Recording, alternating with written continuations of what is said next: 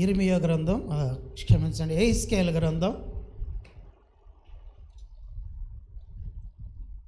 యెహెజ్కేలు గ్రంథం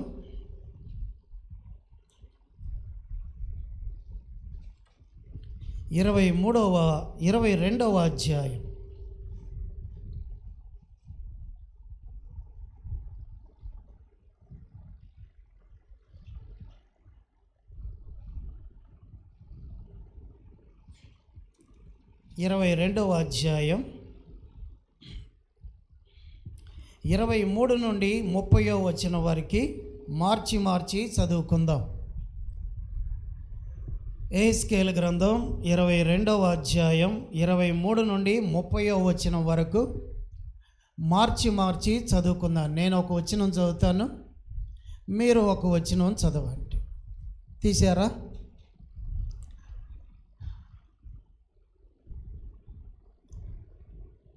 వినిపించు దేవాని పాట పాడారు కదా, వినిపిస్తున్నాడు, జాగ్రత్తగా వినండి. అడిగేం గనక వినిపిస్తాడు. వద్దు అంటే ఊరు నుంచి వెళ్ళిపోయాడు కదా యేసయ్య కదా.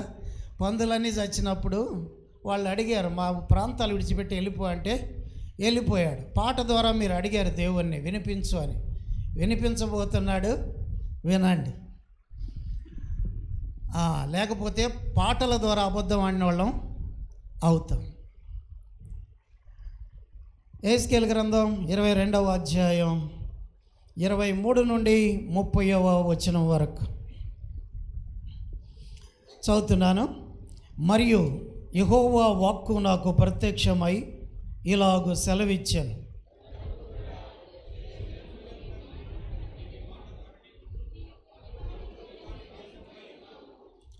ఉగ్రత దినమందు నీకు వర్షము రాదు,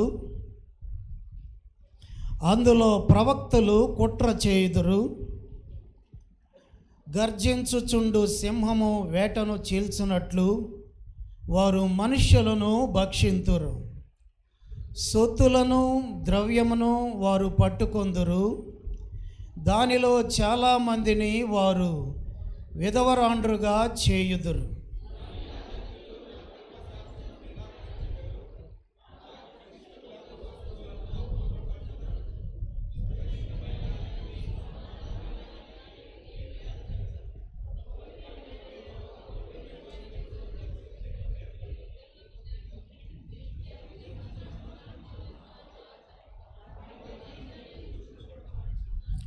దానిలో అధిపతులు లాభము సంపాదించుటకై నరహత్య చేయుటలోను, మనుష్యులను నశింపజేయుటలోను వేటను చీల్చు తోడేళ్ల వలె ఉన్నారు.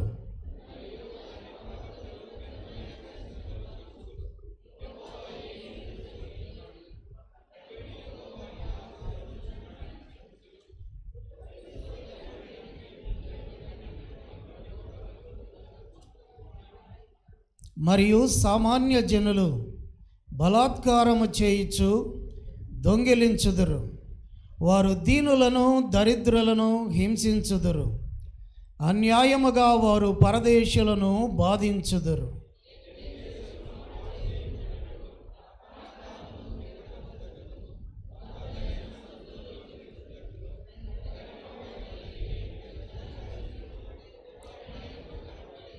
ఒక్కడైనను కనబడలేదు. ప్రార్థన చేసుకుందాం. పరిశుద్ధుడైన మా తండ్రి, ఒక్కడు కూడా కనపడలేదా నాయన? ఇదిగో ఈ ఎబెనేజరు ప్రార్థనా మందిరంలో సువార్త దళ సేవకుల్లో ఒక్కడు కూడా కనపడ్డా? మీకు ఖచ్చితంగా కనపడతారు. మీరు చూస్తున్నారు ఒక్కరి కొరకు బండ సందుల్లో నిలబడగలిగిన మహాపౌరుషం కలిగిన వాడి కొరకు ఎదురు చూస్తున్నారు. వీళ్ళందరినీ, మమ్మల్ని అందరినీ చూడండి ప్రభువా. బండ సందుల్లో నిలబడటానికి యోగ్యులెవరు అని వెతుకుతుంటే ఇశ్రాయేలీల జనాంగములో ఒక్కరు కూడా లేరా? ఎంత విచారం! సువార్త దళ సహవాసములో ఉన్న పరిస్థితి అదా? వద్దు నాయనా, అలాగొద్దు. మీ సన్నిధిలో మీరు వెతుకుతూ ఉన్నప్పుడు కనపడే సేవకులుగా సరిగ్గా మీరు ఎక్కడ నిలవబెట్టాలో అక్కడ నిలబడగలిగిన వ్యక్తులు మీకు కనపడే సహవాసముగా చేయండి. మీ సన్నిధిని మాకు తోడుగా ఉంచండి. మాట్లాడుచున్న నేను బలహీనుణ్ణి, మరుగుపరచండి. ఆత్మాభిషేకాన్ని ఇచ్చి మీరు మాట్లాడండి. మీరు మాట్లాడుతూ ఉండగా వింటాము అని పాట ద్వారా చెప్పావు నాయన, అది అబద్ధం కాకుండా సహాయం చేయండి. ఆరంభము నుండి చివరి వరకు మహిమను మీకు ఆరోపిస్తూ సువార్త దళ సహవాసములో యూత్ ప్రోగ్రాంను జరిపించిన విధానాన్ని బట్టి మీకు వందనాలు. సహవాసము కొరకునైనా 1-2 ఎకరాలు కావాలి. అది ఏ పాటిది నాయన? సహవాసములో బండ సందుల్లో నిలబడగలిగిన వాళ్ళు నీకు కనపడితే ఆఫ్టర్ ఆల్ 2 ఎకరాలు ఏ పాటిది నాయన? మీరు ఇస్తారు. కనపడే వాళ్ళంగా మేము ఉన్నట్లు తీర్చిదిద్దమని యేసునామములో స్తుతించి ప్రార్థించి వేడుకుంటున్నాము తండ్రి, ఆమేన్.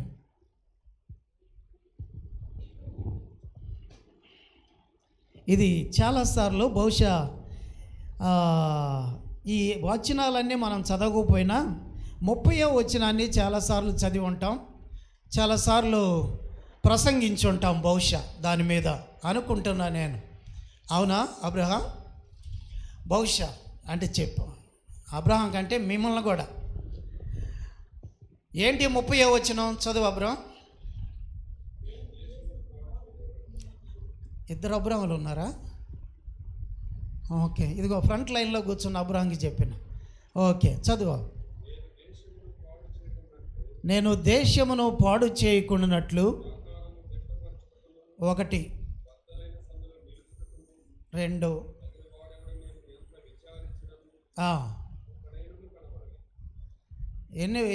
ఎన్ని రిక్వెస్ట్లు ఉన్నాయి దేవుని అక్కడ? ఎన్ని రిక్వెస్ట్లు? దేవుడు 2 రిక్వెస్ట్ల 3 రిక్వెస్ట్లు పెట్టాడు అక్కడ. ఎన్ని ఉన్నాయి చూడండి. 30వ వచనం వరకు చూసి చెప్పండి.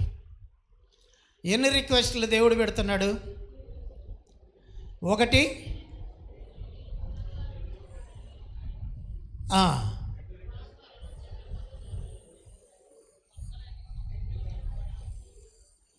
బండ సందులలో నిలుచున్నట్లు తగినవాడు కావాల. ఎందుకంట? తగినవాడు కనపడితే ఏమవుతుందంట?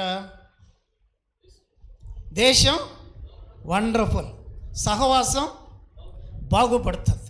ఎస్, సహవాసం బాగుపడాలి అని అంటే తగినవాడు కనపడాలి ఆయనకి. దానికోసం చూస్తున్నాడు, బాగు చేయటం కోసం. ఆ మాట చివరిలో చూద్దాం. ఇప్పుడు ఒక 4 విషయాలు మీ ముందు ఉంచుతాను. మొదటిది 4 పీలు కనపడతాయి అక్కడ. మీరు జాగ్రత్తగా చదివితే 4 పీలు చెప్పండి. P, English P. ప్రాఫిట్స్,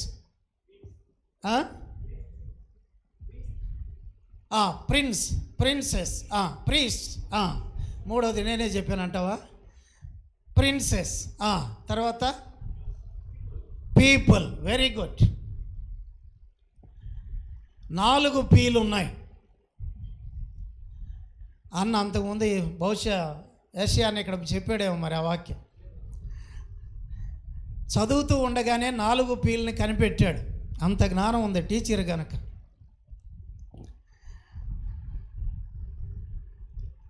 మొదటి పి ఎవరు? ప్రాఫిట్స్, ప్రవక్తలు. మొదటిది. రెండవ పి ప్రీస్ట్స్, అంటే యాజకులు. మూడవ పి ప్రిన్సెస్, అంటే అధిపతులు. నాలుగవ పి పీపుల్. ఓకే, ప్రజలు, సామాన్య ప్రజలు. ఓకే, ప్రవక్తలు, యాజకులు, అధిపతులు, సామాన్య ప్రజలు. ఈ 4 గురించి మనం చూద్దాం. చూసి అప్పుడు 30వ వచనానికి మనం అప్లికేషన్ పార్ట్కి వెళ్దాం. ఈ నలుగురు ఒకరి తర్వాత ఒకరిని మనం చూద్దాం.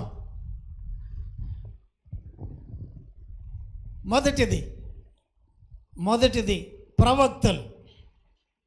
ప్రవక్తల యొక్క పరిస్థితి ఎలా ఉంది? టకటగా చెప్పేసేయండి. ప్రవక్తలు ఎలా ఉన్నారంట?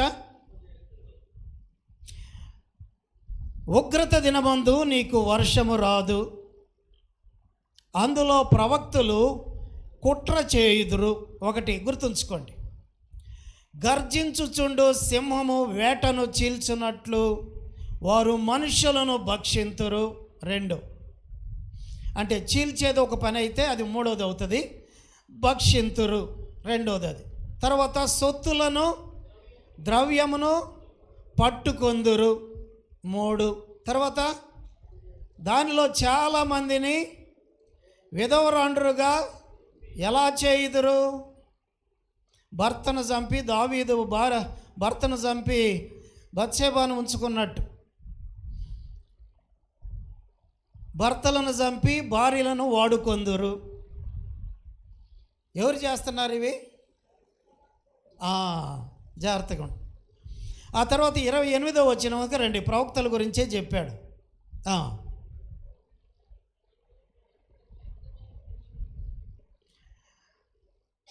మరియు దాని ప్రవక్తలు వ్యర్థమైన దర్శనములు కనుచు అంటే వ్యర్థమైన దర్శనం కలగా వస్తుంది వాళ్ళకి. అది ఎన్నోది? అది ఇప్పుడు 5వది. ఓకే. తర్వాత యెహోవా ఏమియు సెలవీయనప్పుడు, జాగ్రత్తగా గుర్తించండి, యెహోవా ఏమియు సెలవీయనప్పుడు ప్రభువైన యెహోవా ఇలాగు సెలవిచ్చుచున్నాడు అని ఎంత గట్స్తో చెప్తున్నారు తెలుసా? మంచివాడి కంటే లేనివాడికే ఎక్కువ పౌరుషం ఉన్నట్టుంది ఇక్కడ. పంపినోడి కంటే పంపనోడే పౌరుషంగా మాట్లాడుతున్నట్టుంది. యెహోవా సెలవియకపోయినా, యెహోవా పంపకపోయినా, యెహోవా దర్శనం ఇవ్వకపోయినా, యెహోవా మాట్లాడకపోయినా వాళ్ళ గట్స్ చూడండి. వాళ్ళకి జోహార్లు చెప్పాలి. ఏమంటున్నారు? యెహోవా సెలవిచ్చినది ఏమనగా, అమ్మో మనుషులందరూ భయపడిపోతారు. ఈడేంద్రా ఏమన్నా ఈ మాట ఇట్లా అంత గంభీరంగా చెబుతున్నాడు అని వాడు చెప్పిందల్లా చేస్తాం. నేను రీసెంట్గా ఒక ఆమె ఇంటికి వెళ్ళాను.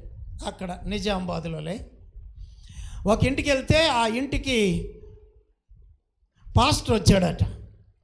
మంచి పాస్టర్, 25 సంవత్సరాల నుండి సేవా అనుభవం.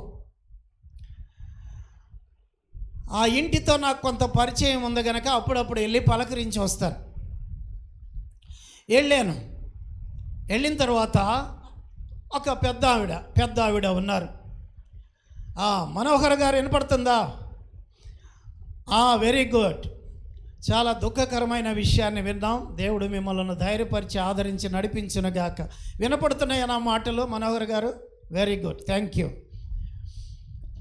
సేవకుడు 25 సంవత్సరాలుగా పరిచర్యలో ఉన్న అనుభవంతో ఒకళ్ళ ఇంటికి వెళ్ళారు. పెరిసి లాంటి ధనరాజుల ఇంటికి. ఇప్పుడు వాళ్ళ ఇంటికి వెళ్ళినప్పుడు ఆ పాస్టర్ గారిని బట్టి వైట్ డ్రెస్సు, చాలా నీట్గా ఉన్నాడు, హైటు వెయిట్ వైట్ అన్నీ ఉన్నాయి. ఆ కారణం చేత ఆకర్షితుడయ్యాడు. ఇంట్లోకి పిలిచిన తర్వాత మొట్టమొదటి ప్రశ్న, మీ ఇంటికి ఆరంభములో దేవునికి బలి అర్పించారా? దహన బలి, సమాధానార్థ బలి ఎక్కడున్నాయి? లేవియకాండంలో, సంఖ్యాకాండంలో ఉంటాయి కదా. 23 ఒకసారి నేను మళ్ళీ దీనికే వస్తాను, నేను చెప్తాను ఆమె కథ. లేవియకాండం 23 అనుకుంటా, చూడండి. లేవియకాండమా నిర్గమకాండం 23:1. నిర్గమకాండం 23:1 చూడండి.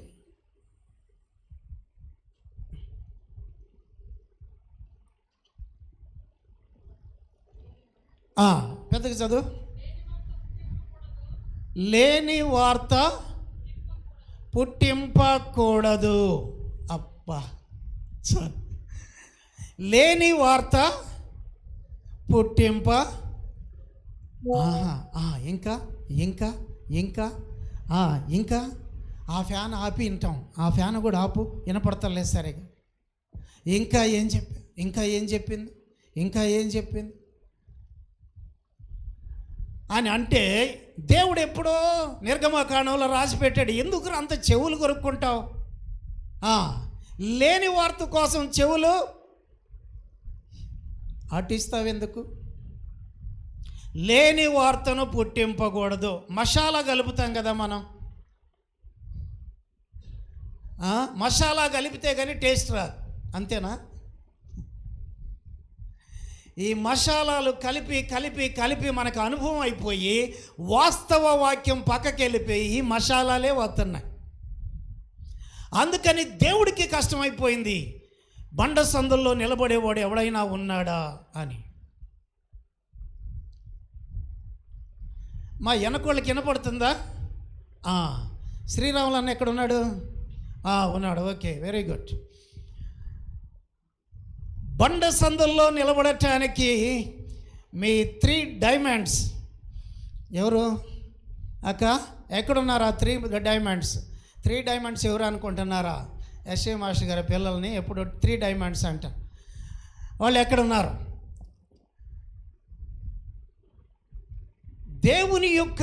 దేవుడు బండ సందుల్లో నిలబెట్టడానికి ఒక్కడు కావాలి నాకు అన్నాడు. ఎందుకంటే ఆ ఒక్కడు చాలు దేశాన్ని బాగు చేయటానికి. అది నువ్వేనా? అది నువ్వెందుకు కాకూడదు? ఒక్కడ కొరకే, గుంపులు అక్కర్లేదంట ఆయనకి. ఒక్కడు చాలు దేశాన్ని బాగు చేస్తా, సహవాసాన్ని బాగు చేస్తా, సహవాసంలో నూతన సంఘాలు వచ్చేటట్టు చేస్తా, సహవాసానికి 2 ఎకరాల స్థలం ఇస్తా, బాగా కావలసిన డబ్బు ఇస్తా. ఒక్కడు చాలు నాకు. ఆ ఒక్కడు నువ్వెందుకు కాకూడదు? ఆ భాగ్యం నీకు ఇస్తుంటే.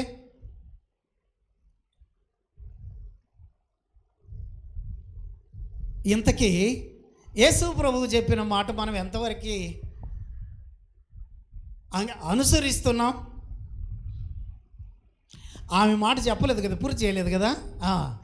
ఆమె 25 సంవత్సరాల సేవ అనుభవంలోకి వెళ్ళి బలిచ్చేవా, దహన బలి అన్నాడట. ఆమెకి డౌట్ వచ్చింది, బలి ఏం బలి? అది కట్టి ఇల్లు కట్టి 35 సంవత్సరాలు అవుతుంది, ఇప్పుడు వచ్చి బలి అడుగుతున్నాడు. అప్పుడు లేవ్యకాండం, సంఖ్యాకాండం వాటిలోకి వెళ్ళి బలులన్నీ చూపించాడంట. దహన బలి చూసావా, సమాధానార్థ బలి, ధూప నైవేద్యం, ఇవన్నీ చెప్పుకుంటూ వెళ్తే ఆమె కన్ఫ్యూజ్ అయింది.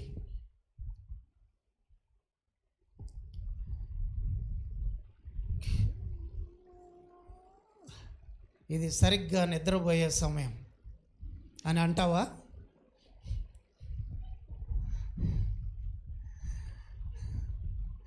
బలులన్నీ చెప్పి నువ్వు బలి ఇవ్వకపోతే ఈ ఇంటిలో 2 ప్రాణాలు లేవబోతున్నాయి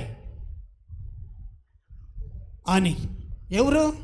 25 సంవత్సరాల సేవకుని యొక్క అనుభవంలో ఆ ఇల్లు కట్టి 35 సంవత్సరాలు ప్రశాంతంగా బతుకుతున్నారు. వాళ్ళు ప్రశాంతంగా చర్చికి వెళ్తున్నారు. 35 సంవత్సరాల తర్వాత 25 సంవత్సరాల అనుభవం కలిగిన పాస్టర్ వచ్చి బలిచ్చేవా, లేకపోతే 2 ప్రాణాలు లేస్తాయి. ఇదిగో సంఖ్యాకాండంలో చూడు ఎన్ని బలులు ఉన్నాయో.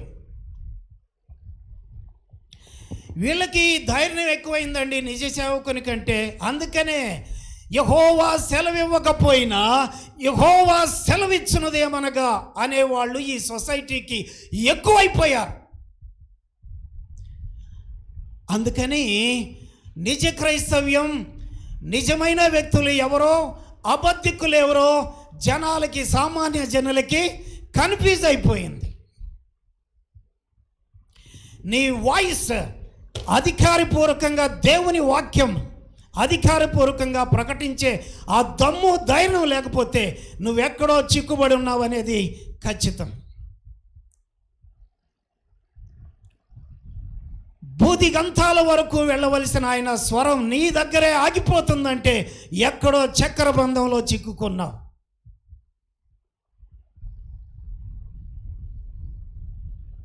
దేవుణ్ణి బలహీనుణ్ణి చేస్తున్నావు.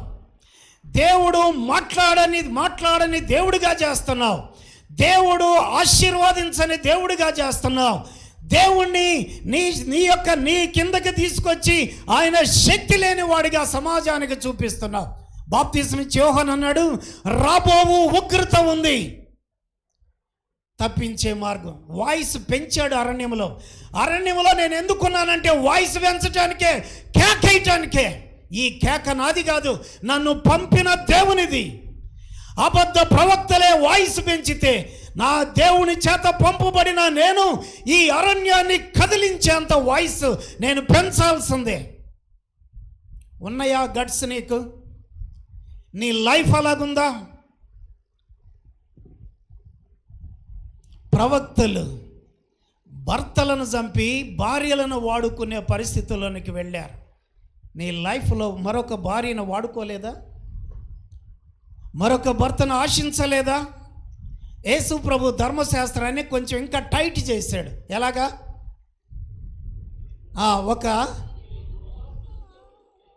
వ్యభిచారము చేస్తే ఏమన్నాడు?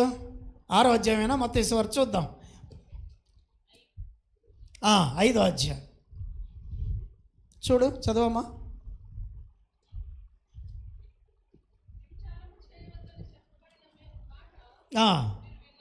మీరు విన్నారు కదా. ఇదిగో ఇది ఎవరి మాట? ఆయన మాటే, ధర్మశాస్త్రం యొక్క మాట. మీకు తెలుసు కదా, మీకు కూడా తెలుసు కదా, బాగా తెలుసు. మాకెందుకు తెలీదు? బాగా తెలిసే బాగా పాడవుతున్నాం. వీడు ఎంత తెలుసో అంతగా పాడైపోయారు. అందుకనే యేసుప్రభు అన్నాడు, శాస్త్రుల నీతి కంటే మీ నీతి అధికం కాకపోతే. శాస్త్రుల నీతి ఏంటి? శాస్త్రుల నీతి చెప్పండి, ఒక 3-4 మాటలు. శాస్త్రుల నీతి కంటే మీ నీతి అధికం, హయ్యర్ స్టాండర్డ్లో లేకపోతే నువ్వు పరలోకానికి రావు. ఈ మాట అక్కడికి పోయిన తర్వాత ఏమైనా మారుస్తాడా? అమ్మ నువ్వు వచ్చావా తల్లి, నీకు చాలా కష్టాలు ఉన్నాయి, పాపం పర్వాలేదులే అని ఆ మాట మార్చి నిన్ను పరలోకం చేర్చుకుంటాడా? ఆయన మాట మారుస్తాడా? జఫన్యానా? మారడు.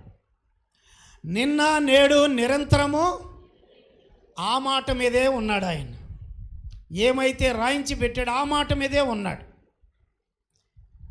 శాస్త్రుల నీతి కంటే మీ నీతి. ఏం నీతి? వాడు శాస్త్ర ప్రార్థన చేశాడు కదా. ఏం చేశాడు? వారానికి ఎన్నిసార్లు ఉపవాసం? 2 సార్లు. డబ్బులో 10వ భాగం.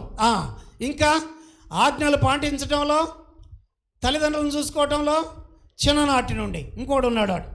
ఇవన్నీ కూడా మంచియా కాదా? ఏనా సంగీతం అన్నా, మంచియా కాదు ఇవన్నీ? సమాజంలో వీడికంటే మంచోడు ఎవడు ఉన్నాడు అంటాం. వాళ్ళంటోడు మనకు కనపడితే కదా. 2 సార్లు వారానికి ఉపవాసం ఉంటాడా? అవును. విశ్రాంతి దినాన్ని పాటిస్తాడా? అవును.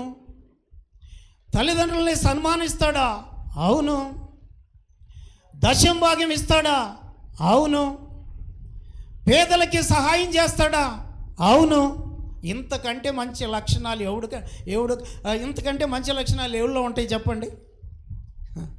ఉండేవాడినే ఎతుకుతున్నాడు. అంతకంటే మంచి లక్షణాలు ఉండేవాడి కోసమే ఎతుకుతున్నాడు. బండ సందుల్లో అలాంటి వాడే ఉండాలి.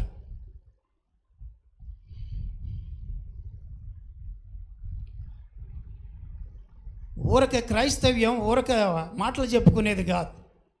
ఇంతకీ ప్రవక్తల గురించి మనం మాట్లాడుతున్నాం. ప్రవక్తల దగ్గర, ప్రవక్తలు గొప్పవాళ్ళు కదా. ప్రవక్తలు ఏం చేస్తారు జనరల్గా? ప్రవక్తలు ఏం చేస్తారు చెప్పండి, ఒక్క మాట. అజయ్ కుమార్ అన్న చెప్పండి. దేవుని సందేశాన్ని తీసుకొని దేవుని ప్రజలకు అందిస్తారు, అంతే కదా. దేవుని సందేశం తీసుకొని దేవుని ప్రజలకి ఏమన్నా దాపరికం ఉంటుందా మా రత్నకుమారి? ఏమన్నా ఉంటుందా దాపరికం? ఏముండదు.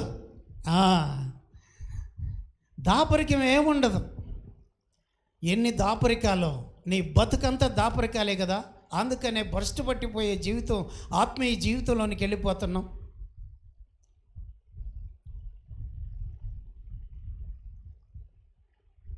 ప్రవక్తలు యెహోవా సెలవిచ్చున్నదేమనగా అని నడి రోడ్లో నిలబడి వాడు ధైర్యంగా చెబుతుంటే, క్రీస్తు రక్తంలో కడగబడిన ఈ ప్రజలు, దేవుని చేత పిలువబడ్డ మనం స్వరాన్ని పెంచలేకపోవటానికి నిన్ను లోపలుండి పట్టుకుంటున్న బలహీనతలేంటి? ఇంతకీ ఇక్కడ నేను ఒక మాట చెప్పి రెండో మాటకి వెళ్తాను. ఇంతకీ పరలోకంలో ఎవరు గొప్పవాడు? యేసు ప్రభువే చెప్పాడు. ఎవరు గొప్పవాళ్ళు?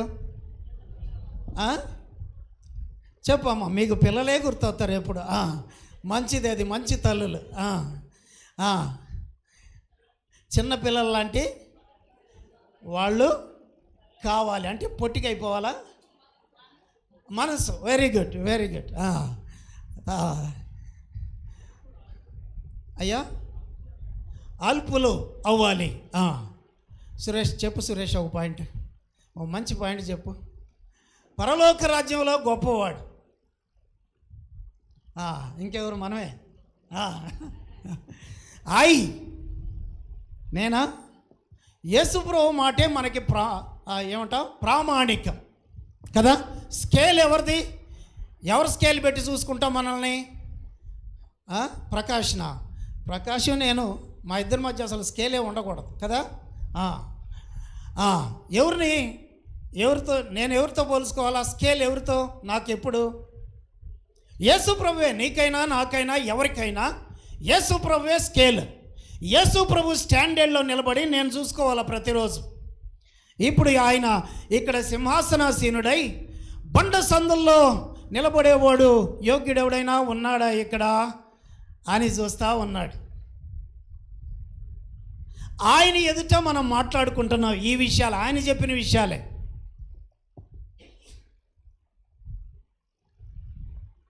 ఎవరు గొప్పవారు పరలోకంలో? చెప్పక, పరలోకంలో గొప్పవాడుగా ఉండాలా వద్దా? అల్పుడుగా ఉండాలా? గొప్పవాడుగా ఉండాలి కదా. మన ఎమ్మెల్యేలన్నా ఒక కథ చెప్తూ ఉండేవాడు. మీకు బహుశా ఉజిలిపేటలో చెప్పానేమో నేను. ఒక కథ చెప్తూ ఉంటాడు. మన ఇప్పుడు స్పీకర్కి వచ్చిన ఎమ్మెల్యేలన్నే. పరలోకంలో ఒక ఆమెకి దర్శనం వచ్చిందంట. పరలోకానికి వెళ్ళింది. పరలోకానికి వెళ్తే దేవదూత అడిగాడు, నిన్ను పరలోకంలో ఎందుకు చేర్చుకోవాలి అని. ఎందుకు చేర్చుకోవాలా పరలోకంలో? నాకు తలుపు ఎందుకు తీయాలా? నీకెందుకు తలుపు తీయాలి చెప్పు. సరే, ఇంకొక దానికి చెప్పు. యేసు ప్రభు నీకేమవుతాడు? తండ్రి.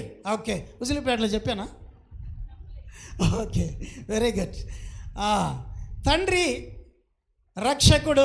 క్రీస్తు రక్తం, నేను భూమి మీద ఉన్నప్పుడు క్రీస్తు రక్తంలో కడగబడ్డాను.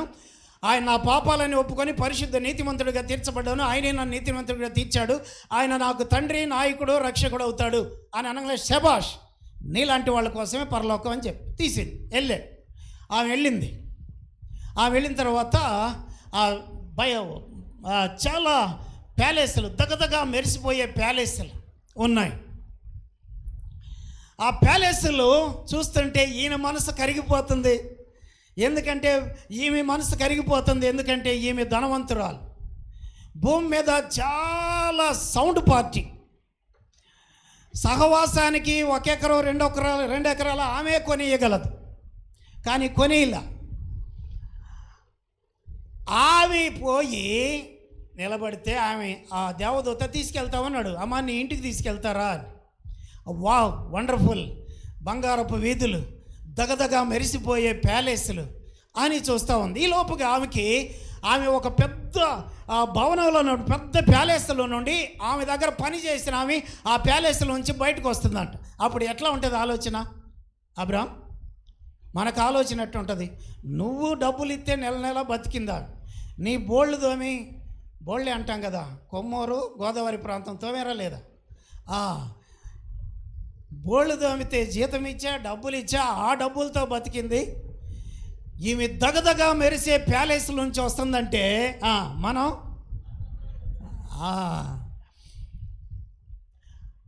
అని అనుకుంటా ఉంది. చివరికి తీసుకెళ్ళి ఒక కార్నర్లో ఆపాడు దేవదూత. ఆపి, you are most welcome, take this house, నీకు సుస్వాగతం, శుభాభివందనం, ఇదే మీ గృహం, తీసుకోండి అన్నాడట. అప్పుడు ఆమె బిత్తరపోయింది. అన్యాయం, అక్రమం, ఏంటి అన్యాయం? ఏంటి అన్యాయం? మీరు చెప్పండి, ఏం అన్యాయం అయి ఉంటుంది ఆమె లెక్క ప్రకారం?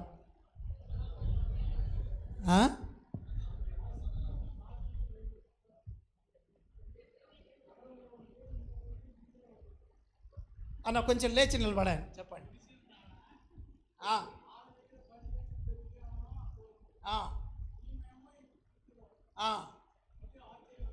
అది ఆశ్చర్యాన్ని కలిగించింది, అన్యాయంగా అనిపించింది. నెల జీతం ఇచ్చాను కాబట్టి. ఓకే, రైట్, థ్యాంక్ యూ అన్న, కూర్చోండి. ఓకే, మీకేమనిపిస్తుంది స్త్రీలు? మీ బ్యాచ్ అంటే మీ బ్యాచ్ అంటే మీరు ఎట్లా ఉన్నారని కాదమ్మో, మళ్ళీ అట్లా అనుకున్నారు.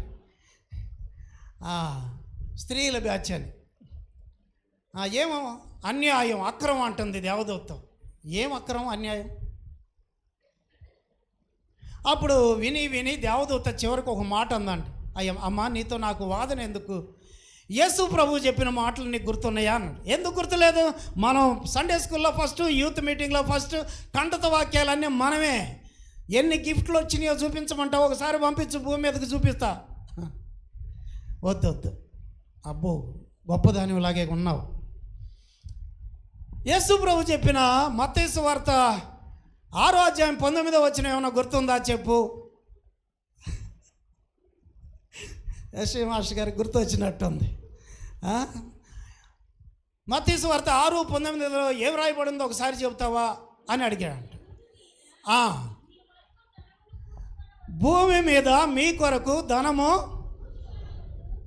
మరి ఎక్కడ కూర్చుకోమంటావు యేసయ్య అని అడిగితే ఏం చెప్పాడు? ఈ మాట నీకు కోట్లు ఆస్తి ఉంది కదా, ఈ ఒక్క మాట అంత వద్దులే, బైబుల్ అంత వద్దులే, కానీ యేసు ప్రభు స్వయంగా చెప్పిన మాట, నీకోసం ప్రాణం పెట్టాడయ్యా, పరలోకపు మహిమను విడిచి సామాన్యుడిగా వచ్చాడు, నీకోసం అవమానాలు, బాధలు, వేదనలు పొందాడు, నీకోసం భూమి ఆకాశాల మధ్య చనిపోయాడు, ఇంత త్యాగం నీ కొరకే చేశాడు. ఆయన ఒక్క మాటే చెప్పాడు, చాలా మాటలు చెప్పాడులే కానీ అవన్నీ వద్దు, ఈ ఒక్క మాట ఎంతవరకు చేసావు చెప్పు అన్నాడు. నోటమ్మటి మాట రాలా, అన్నీ మన కోసమే. ఎంత లగ్జరీ అనుభవించాలో, ఎంతగా నేను కూర్చుకోవాలో నా కోసం కూర్చుకున్నా, పరలోకంలో కూర్చుకోవాలా. అందుకని నువ్వు మ్యాక్సిమం పంపించిన డబ్బులతో వచ్చిన ఇల్లు, బిల్డర్కి ఏం పంపిస్తాం? బిల్డర్కి ఏమి ఇస్తాం బ్రో? మన మందిరం ఎంతవరకు వచ్చింది? బిల్డర్కి కేశవరపాడు మందిరం, బిల్డర్కి డబ్బులు ఇస్తాం. ఎందుకు? ఇల్లు కట్టి పెట్టయ్యా అని. డబ్బులు ఇవ్వకుండా నీకు ఇల్లు కట్టి పెట్టి ఫ్రీ గిఫ్ట్ అని అంత మంచి బిల్డర్ ఉన్నాడా? యేసు ప్రభు కూడా అంత మంచోడేం కాదు.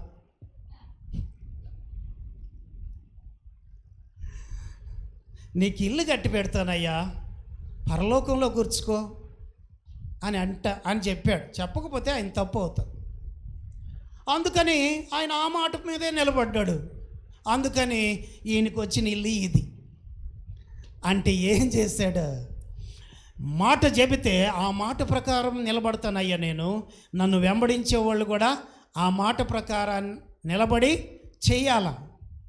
నువ్వేమో ఒక్క ధర్మం చేయలేదు, ఒక్క దశం భాగ్యం లేదు, ఒక్క పేదలకి ఆ ప్లాట్ఫారాల మీద ఉన్నవాడికి బర్త్డేకి 30,000 ఖర్చు పెట్టావు, కానీ ఆ ప్లాట్ఫారాల మీద అడుక్కునేవాడు కడుపు ఆ లోపలికి పోయి ఉంటే 2 ప్యాకెట్లు హోటల్లో నుంచి కట్టుకెళ్ళి నీ కుమారుడి బర్త్డేకి ఇచ్చావా?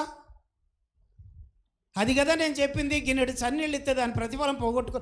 ఆ మాట మీద కూడా నిలబడతా. కడుపులు కాళేవాళ్ళు నీ ఎదురుగుంటే నీ కుమార్తె కుమారుడి బర్త్డేకి 30,000 ఎందుకు? చేసుకో, వద్దు అంటలే. నీకు పరలోకములో నీ ఇల్లును కట్టే ధనం ఇదే. నువ్వు సంఘములో ప్రార్థించిన, సువార్త చెప్పిన, అనేకులకి సహాయపడ్డా, ధర్మము చేసిన, దశమ భాగం ఇచ్చిన, దాన ధర్మాలు చేసిన, అనేకమైన ప్రభు కార్యాలు ప్రభు కొరకు చేస్తే అదంతా కూడా క్రెడిట్ అవుతూ ఉంది. అక్కడ కొమ్మూరు గోదావరి ప్రాంతంలో వాళ్ళకి గిన్నెలు కడిగినందుకు క్రెడిట్ అయింది. ఎంతో నాకు తెలియదు కానీ అయ్యింది. ఎట్లా అవుతుంది? బేసు కూడా కావాలి ఆయనకి. ఏ బేసు? అందరి హృదయాలను అట్టివారే ఆరాధించేవాళ్ళు కావాలని ఆయన ఎదురు చూస్తున్నాడు. అట్టివారు బండ సందులో నిలబడేవాడు ఒక్కడ సార్. అలాంటి లక్షణాలు కలిగి ఆరాధించేవాళ్ళు అట్టివారే కావాలా? చాలు. ఇప్పుడు ధర్మం చేసేది కూడా హృదయంకి మాత్రమే. హృదయాన్ని చూస్తున్న దేవునికే తెలియాలి. నువ్వు చేసే దాన ధర్మాలు, ప్రార్థనలు, సువార్త ప్రకటనలు, పంచే కరపత్రికలు, సంఘంలో వడ్డించేది, బోళ్ళు దోమేది, చాపలేసేది, కుర్చీలు దుడిచేది, డ్రమ్ము కొట్టేది, ఇవన్నీ కూడా అకౌంటబుల్. దేవుని యొక్క పరలోకంలో క్రెడిట్ అవుతూ ఉంది. అంతేనా? ఇసాకనా వెళ్ళిపోదాం అనిపిస్తుందా? ముగించేదా? వద్దా? క్రెడిట్ అవుతూ ఉన్నాయి. ప్రియమైన దేవుని బిడ్డలారా, ప్రవక్తలు అలాంటి పరిస్థితుల్లో ఉన్నారు. నువ్వు నేను ఏ పరిస్థితుల్లో ఉన్నాం? మొదటిది ప్రాఫిట్స్. రెండవది చూడండి, యాజకుడు ఏం చేస్తున్నాడు? చదువు ఏస్కేల్ గ్రంథం.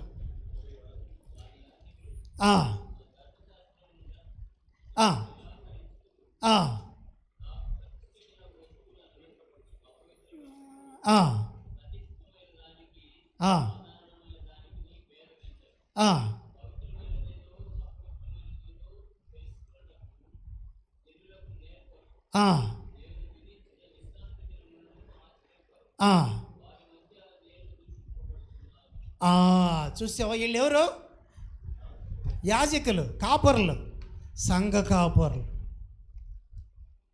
యాజకులు అంటే యాజకత్వం వచ్చినప్పుడు ఇప్పుడు సంఘంలో అందరూ యాజకులమే. కానీ ప్రత్యేకంగా వీళ్ళెవరు? ఆ కాలంలో, ధర్మశాస్త్ర కాలంలో అర్పణలు అర్పించే ప్రజల పక్షాన అతి పరిశుద్ధ స్థలంలోనికి వెళ్ళి ప్రజల పక్షాన బలిని అర్పించి వచ్చేవా యాజకులు అంటే కాపర్ల లక్షణాలు చెప్పన్నా సామాన్యనా?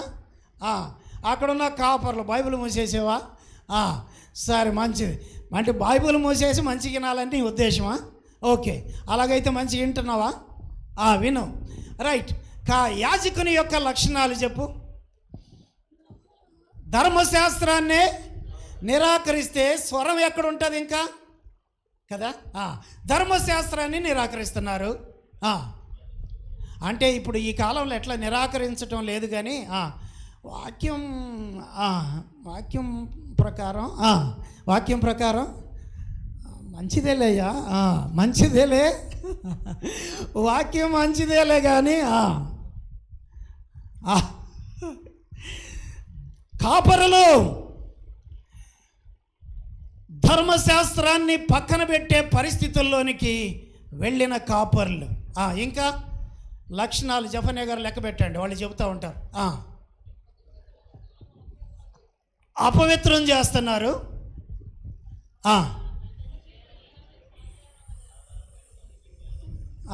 సురేష్ వాయిస్ కొంచెం గట్టిగా ఉంది, చెప్పు సురేష్. భేదం తెలియకుండా తింటున్నారు. విశ్రాంతి దినాన్ని ఆచరించరు, ధర్మశాస్త్రాన్ని నిరాకరిస్తున్నారు. ప్రజలు తర్వాత జనులకి ఏం అర్థం కావట్లేదంట. పవిత్రం ఏంటో అర్థం కాని సంఘం.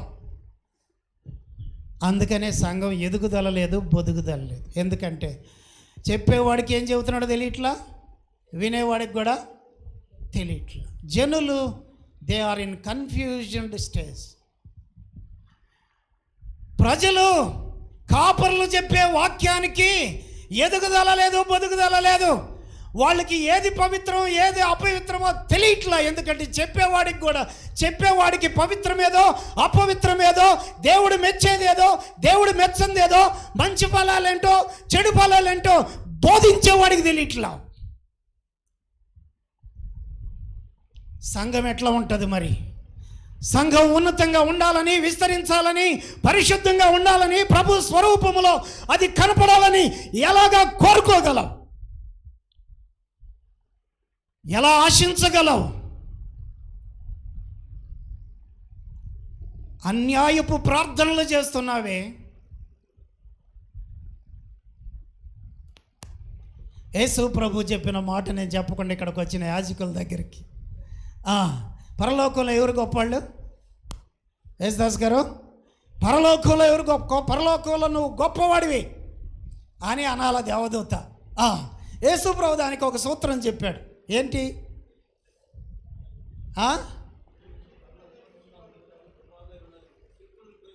అబ్బు బామ్మో, చాలా లెక్క వెళ్ళాడు. అయ్యో బాబోయ్, అంత దాకొద్దులే అన్న ఒక్క మాట సార్. ఓకే, మత్తయి సువార్తలోకి రండి.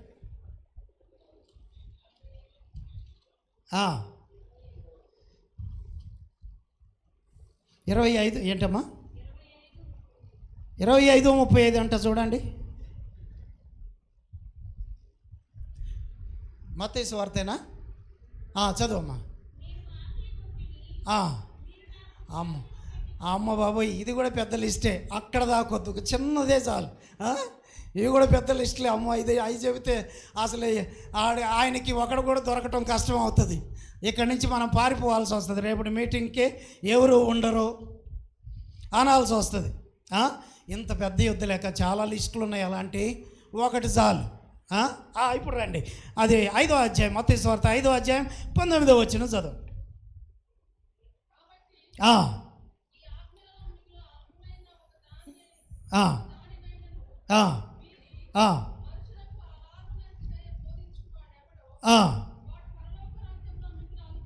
మిగుల అల్పుడు వాడు.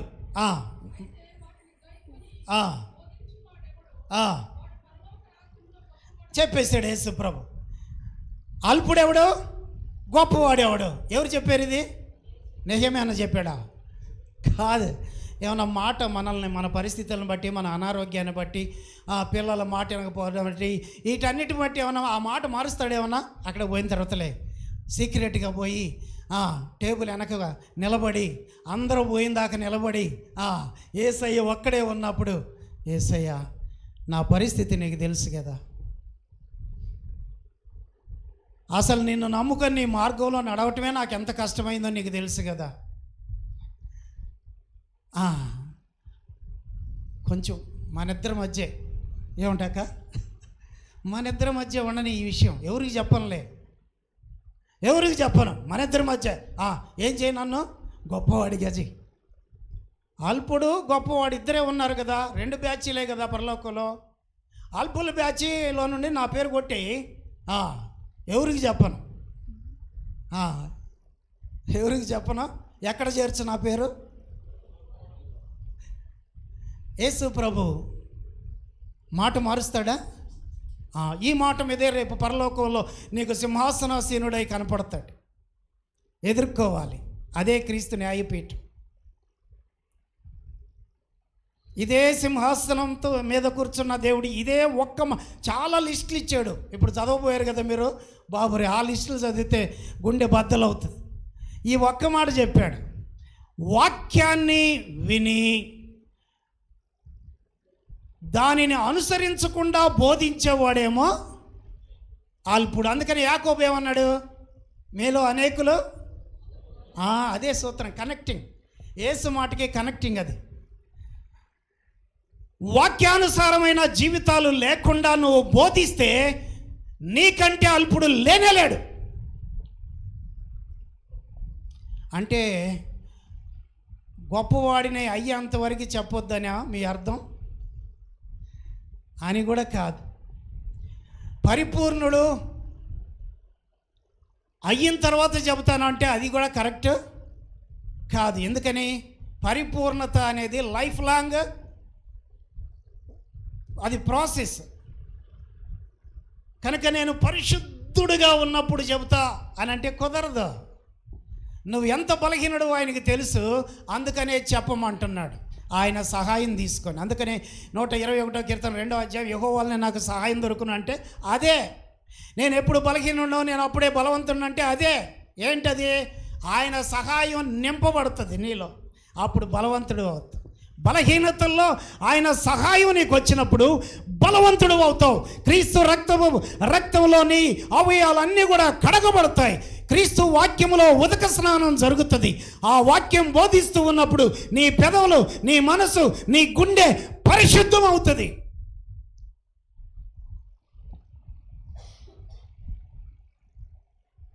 అది మనకి కావలసింది.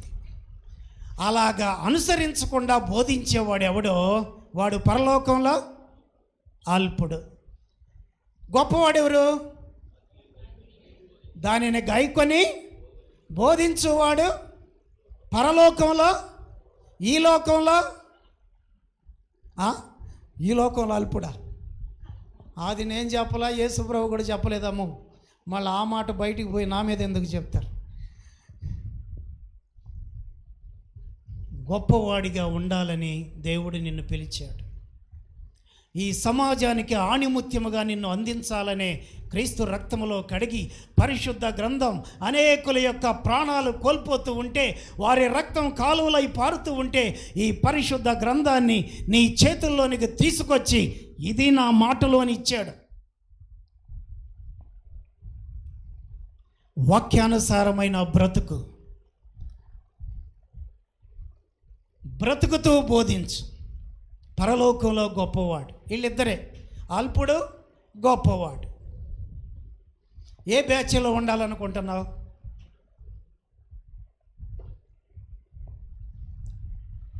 వెళ్దాం, ప్రీస్టుల దగ్గరికి వెళ్దాం. ప్రీస్టులు అవన్నీ కూడా కాపర్లు. ఏబీసీ పత్రికలు ఉన్నాయి కదా. ఎవరు? కొందరని అపోస్తలుగాను, బోధకులుగాను, ఉపదేశకులుగాను, సువార్తికులుగాను,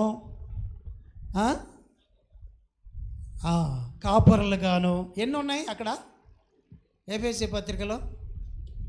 వెళ్దాం తొందరగా. యాజకుడు గురించి మాట్లాడుతున్నాను కనుక.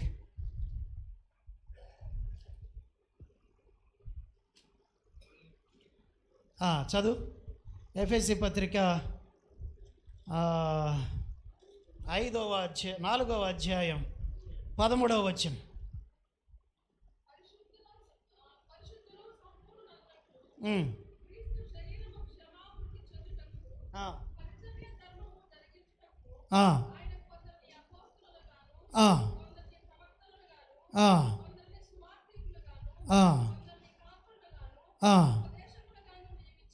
అబ్బా 5 ఆదికాండం 1వ అధ్యాయం 1:28లో ఎన్ని బ్లెస్సింగ్స్ ఇచ్చాడు? ఎన్ని ఆశీర్వాదాలు ఉన్నాయి? 5 fold బ్లెస్సింగ్స్. ఇప్పుడు మత్తయి సువార్త 16:18లో ఇదిగో ఈ బండ మీద ఆ సంఘమును కట్టుదును అన్నాడు. కట్టేవాడు ఆయన. ఆ కట్టే సంఘములు ఎవరుంటారు? ఈ 5 ఉంటారు. ఈ 5 ఉంటే పరిశుద్ధాత్మ యొక్క పనులు పరిపూర్ణంగా జరుగుతాయి. యాజకులు ధర్మశాస్త్రాన్ని కాదన్నారు, మిగిలిన అసహ్యకరమైన కార్యాలన్నీ చేస్తూ ఉన్నారు. నాకు సమయం లేదు, 10 నిమిషాలే ఉంది. మరి పాలు చెప్పిన ప్రకారం 3వ మాటకి వెళ్దాం. యాజకులను వదిలేసేయి. మా యాజకులను వదిలేద్దామా? వదిలేస్తేనే ముందుకు పోతాం. వాళ్ళని పట్టుకుంటే వాళ్ళు మన మీదకు వాదనలకు వస్తారు. ఎందుకు వచ్చిన గొడవ? ఏందయ్యా నువ్వు ఎప్పుడు యాజకులు కాపర్లు అంటాం? నీకు మేమే దొరికాము ఎదురుగా, ఈ మీటింగ్స్కి రావటమే తప్పు అయిపోయింది అని అంటారు. రేపు నాది ఇంకో టాపిక్ ఉంది. అంటే టీ టైం అయిందేనా? Okay right. రేపు ఇంకొక మెసేజ్ ఉంది, మరి రేపు దీన్ని చెప్పి అది కూడా 3 పాయింట్లు ఉన్నాయి. మరి ఓకే.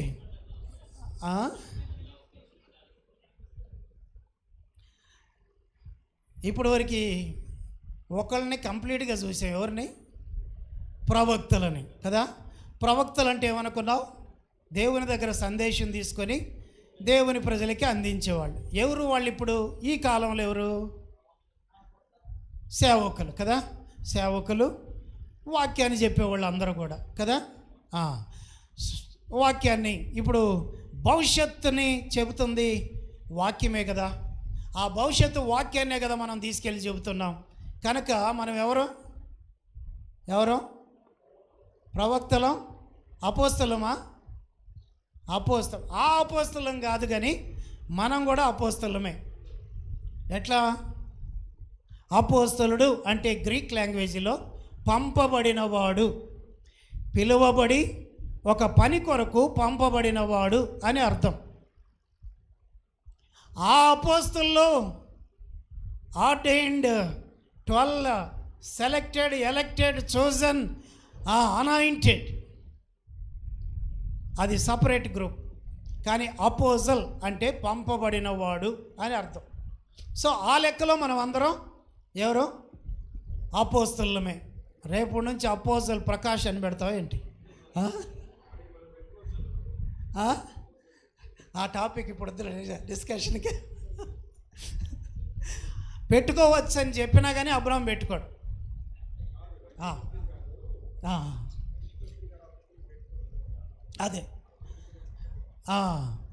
అదే మొదటి తెగకి సంబంధించిన వాళ్ళం కామ్. రెండవ తెగలో అపోస్తలులు అనే వాడబడిన గ్రీక్ పదం, వాళ్లకు వాడబడింది అదే మాట, నెక్స్ట్ లైన్ లీడర్షిప్గా వాడబడింది అదే మాట, కానీ మీనింగ్ యేసు ప్రభు యొక్క ఉద్దేశంలో వేరు. వారు ప్రత్యేకంగా సెలెక్ట్ చేయబడిన వారు, పిలువబడిన వారు, ఎన్నిక చేయబడిన వాళ్ళు. అందుకనే వాళ్ళు పుల్లలు మోసారా? మోపిడు పుల్లలు ఎవరు మోసుకొని వచ్చారు? మీరందరూ చలిలో ఉంటే ఎవరు మోసుకొని వచ్చారు? జోషికే రాయ్ గారు మోసుకొని వచ్చారు పుల్లల మోపిడు పుల్లలు. అంటే జోషికే రాయ్ గారు మోసారని కాదు, ఆ కాలంలో మోసారని. అపోస్తల కార్యంలో ఎవరు మోసారు? 28వ అధ్యాయం అనుకుంటా. ఎందుకు మోసాడు? ఆయన చేయికి పాము పట్టుకుంది. ఎప్పుడు? అడవికి పోయి పుల్లలు ఏరాడు, ఆ పుల్లలు కట్టగట్టాడు, పెద్ద మోపు మోసుకొచ్చాడు. ఎవరైనా? అపోజులు పుల్లల కట్టెలు మోస్తాడా? వాళ్ళే అపోజులు. మనం ఆ కుర్చీ దిగుతాం. అసలు మన లెవెల్ ఏంటి, మన డిగ్నిటీ ఏంటి, నా పేరేంటి, నా పోస్ట్ ఏంటి, నా అధికారం ఏంటి?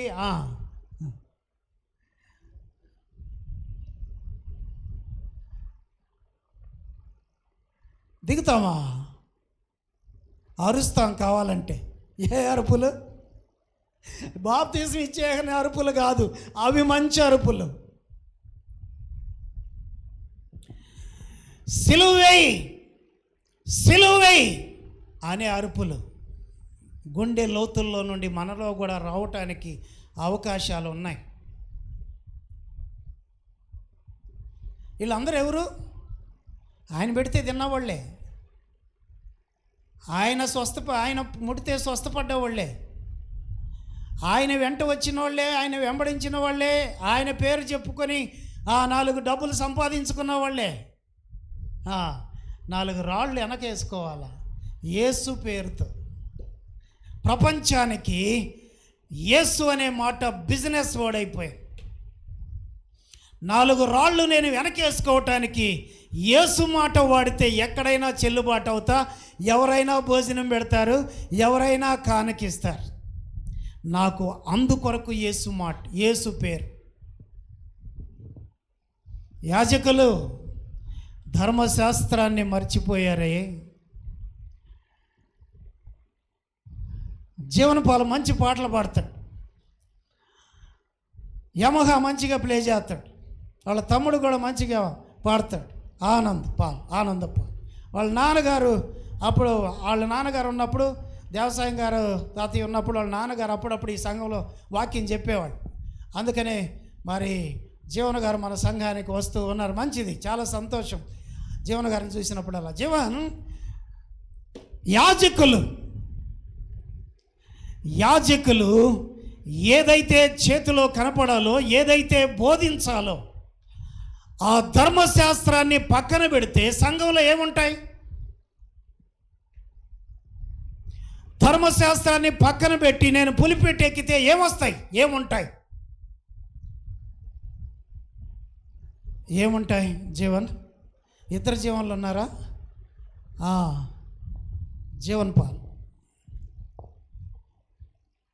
అమ్మా, ధర్మశాస్త్రాన్ని పక్కన పెడితే ఏముంటాయి?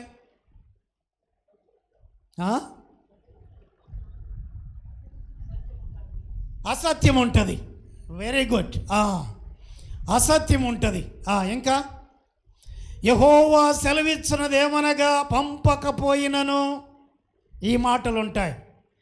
యెహోవా గత రాత్రి దర్శించింది ఏమనగా అనే ఈ దర్శనాలు ఉంటాయి. యెహోవా సెలవిచ్చినది, యెహోవా స్వప్నమందు చూపించినది, యెహోవా నడిపించినది, యెహోవా మీకు ఇచ్చే ఆశీర్వాదపు మాటలు ఏమనగా అంతే. నా బ్రతికెళ్ళిపోయింది. 70-80 సంవత్సరాలు హాయిగా బతికేస్తాయి చెప్పుకుంటూ ఉంటే. ఏం పర్లేదు, నువ్వు బతకొచ్చు, బతుకుతున్నానని నువ్వు ఆనందించవచ్చు.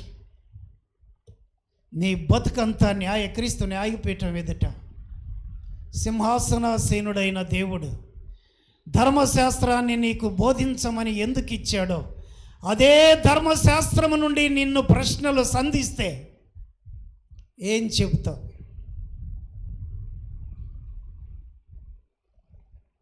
ప్రార్థన చేసుకుందాం.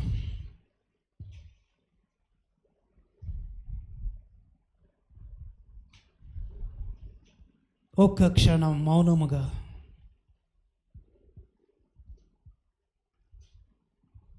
ప్రవక్తలు భర్తలను చంపి భార్యలను విధవరాళ్ళు చేసి వాళ్ళను వాడుకున్నారే. యాజకులు ధర్మశాస్త్రాన్ని పక్కన పెట్టి యెహోవా సెలవిచ్చినదేమనగా అని బ్రతుకు తెరువు మాటలు మాట్లాడుతున్నారే.